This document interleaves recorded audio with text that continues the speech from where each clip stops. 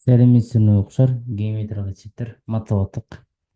Да, уәде шығарып тастайық. Так, 180-нің 20 пайызы 36. Оны білесіздер енді бірінші есеп оңай қандай. 90-ның 50 пайызы 45. Келесі. Осыны алып тастау керек.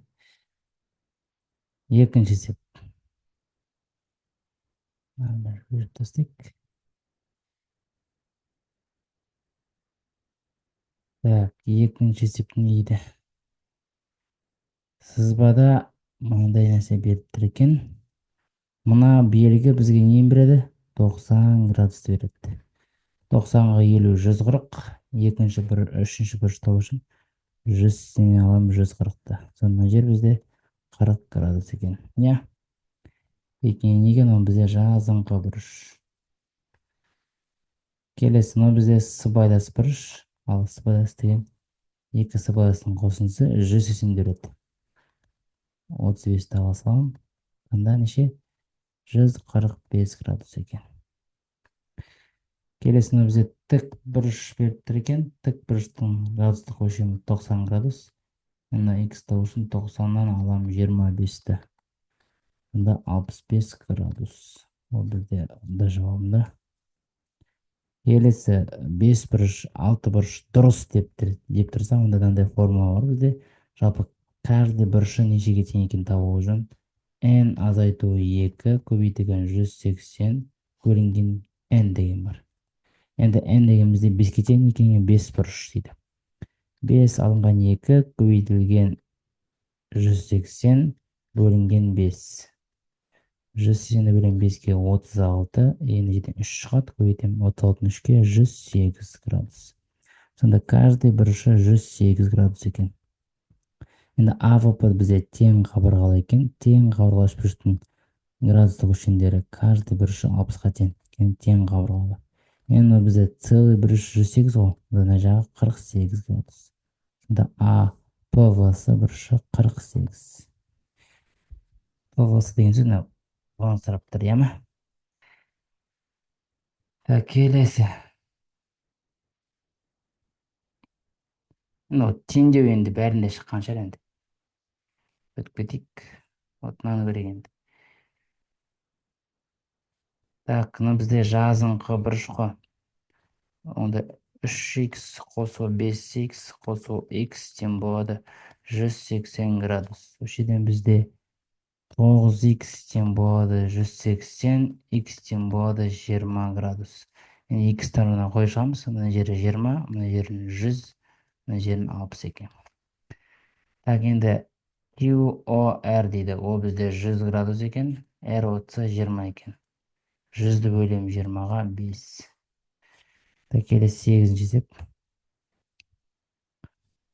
Так, 8-ші есептің жауаптары что-то 9 пен 1-де жатты, е? 1-де қоқтығын жүреді. Енді айтып кетейік, параграмм бізде мына жер 137. 137 болса, ішкін табу үшін 180 азайту 137. Онда мына жер 43 градус.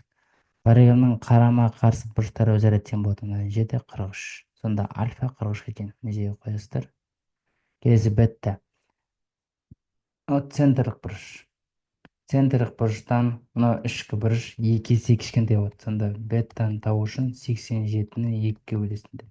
Ол 43,5 болады. Осының астында да мына 4-ке көбейтіп, өрнектің мәнін таба салыңдар өздерің. Келесі. Димаш пен Денислам мен Бақытжан қалақпан есеп қой. Так, былай болсын дейік. Көріп тұрмын бұрыш. Мына бұрыш пен мына бұрыш айқас. Айқас бұрыштар олар өзара тең болады. Онда мына жер 30 градус болады. Және сыртқыға ішкін табу үшін 180 минус 150 30. Енді оны бізде мынау үш бұрыш болып тұр. Мынау 35, мына жер 30, үшінші бұрыш табу үшін 180-нен алам, екеуінің қосындысын. сонда менде 115 градус шығады екен. Мына жер 115. Мынау сыртқы бұрышы. Мынау ішкі бұрыш. Енді мен мына жерді табу үшін 180-нен аламын 115-ті. Сонда 65 градус екен. Оны жесек алды 11. Не дейді бізде? X бұрышын тап дейді. Мынадан былай түзу жүргізейік. Сонда бізде 3 бұрыш пайда болды. Мынау екеуі тең болады 100, онда мына жер 80 болады. Мына жер 60 болады. Екеуін қосыңдар, мына жер 40 градус. Енді мына жер екеуі жазыңқы. Ала салам. Мына жер 140 градус екен. Так, келесі. Мынадан былай жүргізсек 3 бұрыш пайда болады. Мынаны табу үшін 180 азайту 2х болады. Дұрыс па? Мына жерді табу үшін 180 азайту қашан ішінде 4х плюс 30 градус. Енді 3 бұрышы белгілі болды осындай. Енді 3 бұрыштың ішкі бұрыштарын қосынсы 180 градус береді. Сонда 180 азайту 2х қосылған 180, минусты ашырын. Минус 4х болады. Минус 30 градус болады. И қосылған х бар, но х тең болады 180-ге теңестіреміз. Так, мына 182 кетіп қалады. Минус 2х пен минус 4х минус 6х. Минус 6х қосу х минус 5х болады. 180-нен аламын 30-да 150 плюс 150 градус тең болады 0. Минус 5х тең болады минус 150. Минус 5-ке бөлдірем, х тең болады 30 градус. Сонда х-тің мәні 30 градус екен. Немесе бұны былай шығаруға болады. Так, 2х қосу 4х қосу 30 градус теңеседі х плюс 180-ге. Так, мына екеуі 6х болады. 6х-тен х саған 5х қалады. Мынаны жаққа көшірсем 150 болады. Х тең болады 30 немесе 2 жатсыз. Мына екеуінің қосындысына мынау х-ті 180 градус қосамыз. Сонда екеуі теңеседі. Так, келесі. Мынау енді 13-ті өздеріңіз солай көріңдер. 14. Не дейді 14-те? Так, мына жерім менің 150 болады онда. Мына жер 140 болады. Мына енді бізде бір түрлі бір 4 бұрыш болып тұр ғой. Ал 4 бұрыштың ішкі бұрыштарын қосынсы 360-ты береді. Енді үшеуін қосамыз, енді оны табу үшін содан азайтамыз. Так, 140-қа 150 290, оған қосам 40-ты 340. Мына бұрыш 20 градус екен. Келесі. Сұрақ белгісінің орнында бұрыш тап дейді. Енді мына жер 90 болса, так, онда мына жер 90 болады. Онда мына жер менің 20-ға қосам осында 110, мына жер онда 70 градус болады. Так, онда мына жер бізде 110 градус болады. Енді сізде көріп тұрмын, міне бір А бұрыш дейін, міне В бұрыш дейін, и міне С бұрыш. Мынау бізде не болып тұр? 3 бұрыш болып тұр ғой, бір кез келген бір 3 бұрыш болып тұр. Мынандай 3 бұрыш болып тұр. Көріп тұрсыңдар? Бір бұрышы 110, бір бұрышы 30. Үшінші бұрышын табу үшін 180 алып тастаймын, екеуінің қосындысы. Сонда 140 градус екен белгісіз бұрыш, ол да жауабында. Так, х-тің мәнін тап дейді. Енді мына жер енді жазыңқы ғой, онда 87 болады. Так, мына жерін 80 болса, 80-ге 58 138 ба? 138-ге үшінші бұрышын табу үшін 42 ғой. Онда мынау мен мынау не болып тұр? Вертикаль. Онда мына жерде автоматым 42 болады. Енді мынандай 3 бұрыш болып тұр. мына бұрышы 42, мына бұрышы 87, мына бұрышын табу үшін екеуін қосып 180-ден алып тастаймын. Сонда 42-ге 87 қосам.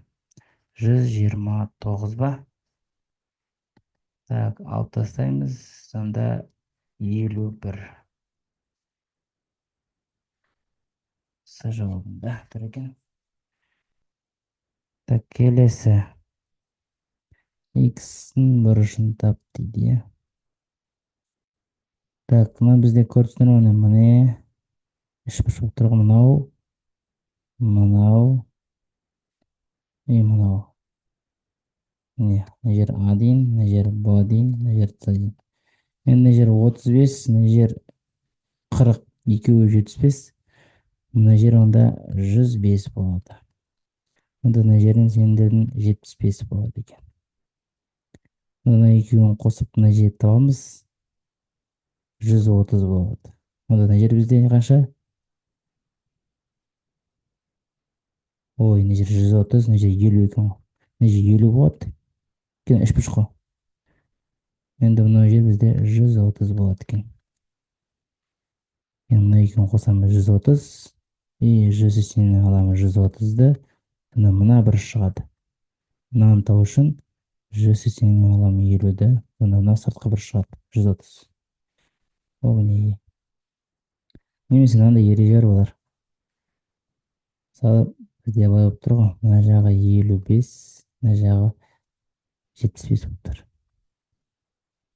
Мынаның бізге сыртқы бұрышын іздеп жатырмық қой, мына жерде. Мына сыртқы бұрышқа сыбайлас емес екі бұрыштың қосындысы осыған тең болады балалар. Естідіңіз? Мына сыртқы бұрышқа сыбайлас тек мынау ғана, а мына екеуі вообще сыбайлас емес. Осы екі сыбайлас еместің қосындысы мынаған тең болады. Енді 50-ге тең болды ғой. Енді 55-ке қосында 75-ті.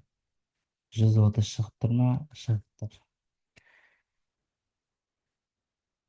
Так, келесі. Енді мына жер 70-ке тең, мына жерін 180 азайту 2х плюс 50-ге тең. Үшбұрыштың ішкі бұрыштарын қосындысын табу керек. Х плюс 30 градус қосылған 70 градус қосылған 180 минустерді ашып жүрейін.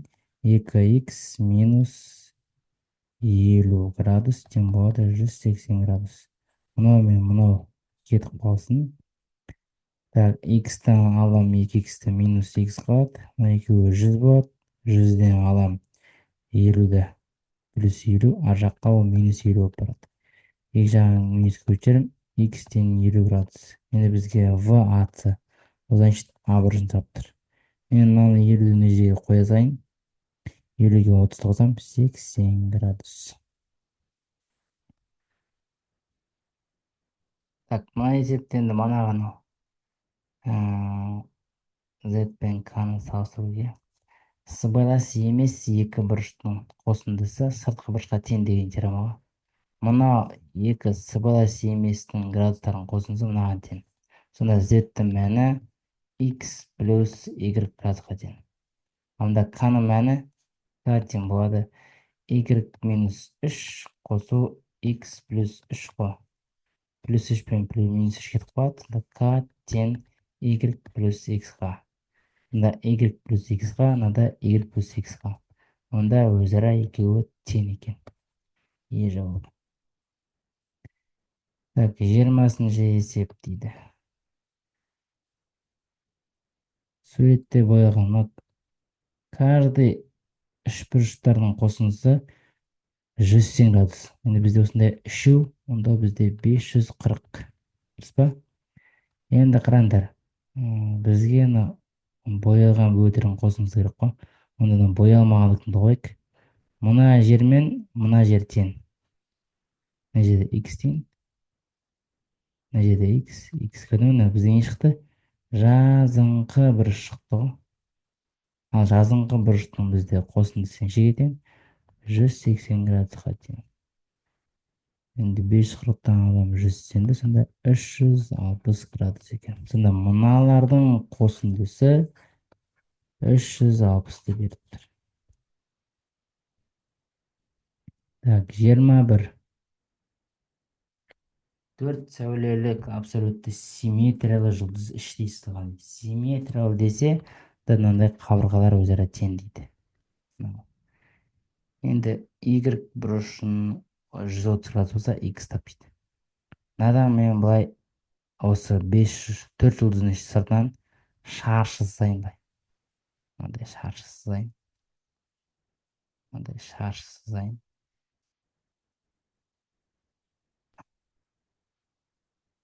Шаршы сызсам, шаршының каждый бұрышы 90-ға тең. Білесіздер ғой, каждый бұрышы 90-ға тең. Енді бізге айтыптыр, мына жерде өзара тең болады. Y-дің мәні 130. Мына жерде 130 болады. Мына жердің барлығы 130-дан. Мына бәрі 130. Енді сіздер көріп тұрсыздар ма, бізде қандай үшбұрыш шығып тұр? Енді жермекші ыңғайлы, міне мынау екеуі тең бүйірлі. Мынау төбесін. Мынандай үшбұрыш шығып тұр. Мына жері 130 болып тұр. Көріп тұрсыздар ма не? Мына екі бүйірі тең. Онда мына екі бүйірін табу үшін 180-нен алам 130-ды бөлем 2-ге. Неге екен? Тең бүйірлі. Онда екі бүйірі 25 градустан болды. Онда каждый екі жері 25-тен, мына жерде 25 градус. Мына жеріне 25-ге тең болады. Мына жақта 25-ге тең болады.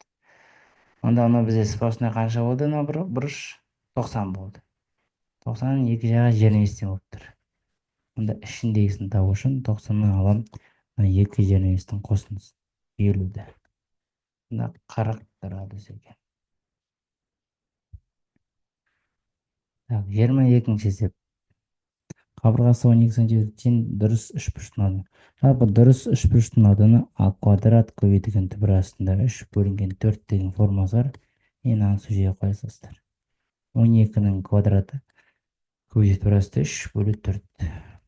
12-нің квадраты 144 көбейтілген түбір астында 3 бөлінген 4. Кеп қысарады, сонда 36 түбір астында 3. Келесі боялған бөліктің ауданын тап дейді. Так, мынадан біз бірінші биіктік түсірейік. Мына биіктік мынамен тең. Мындай биіктік төрге тең. Табанмен екі қарамағы тең ғой, 10. Енді үшбұрыштың аудан формасы қай? S тең болады 2-ден 1 AH деген бар. Сонда 2-ден 1 көбейтілген А біз табаны 10-ға тең. Биіктігі айттық 4-ге тең. Мынау мен өзара параллель. Онда өзара екеуі тең болады. Мәке қысырып кетті. 5, сонда боялған бөгеттің ауданы 20-ға тең екен.